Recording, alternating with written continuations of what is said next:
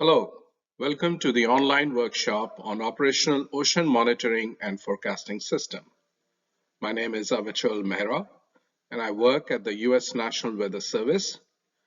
And today in this presentation, I will give an overview on the architecture of operational marine monitoring and forecasting systems.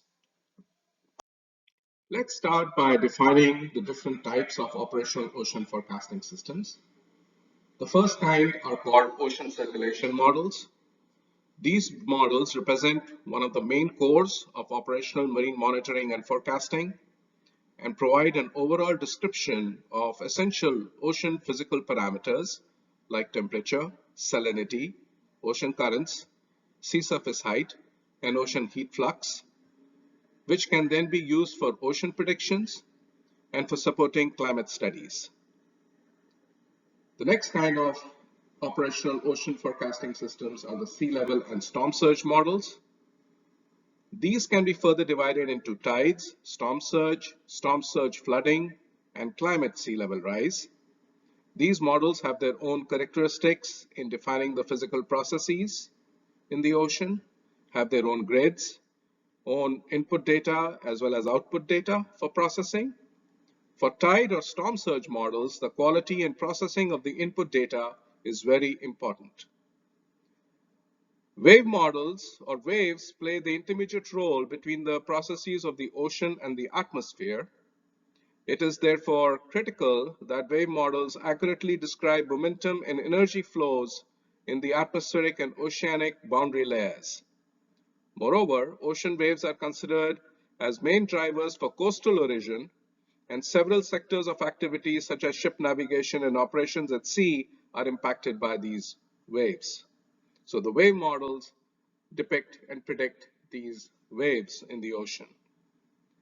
Biogeochemical models are based on marine biogeochemistry.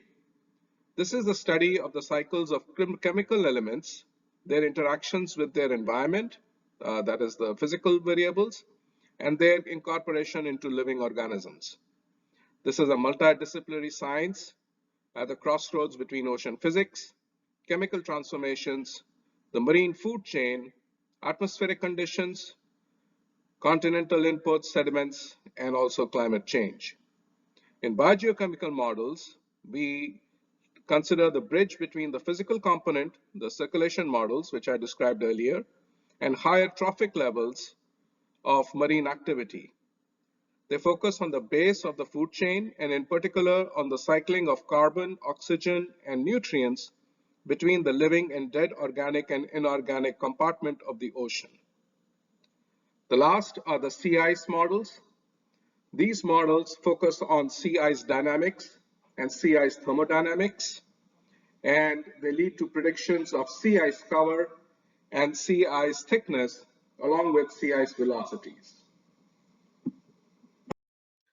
Next, let's look at the data flow or the workflow and determine how does an operational monitoring and forecasting system work.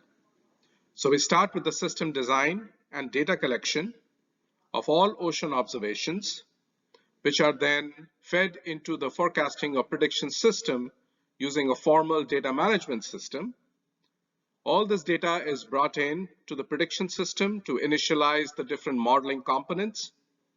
And then once those models have been initialized, then they can be run for their forecast.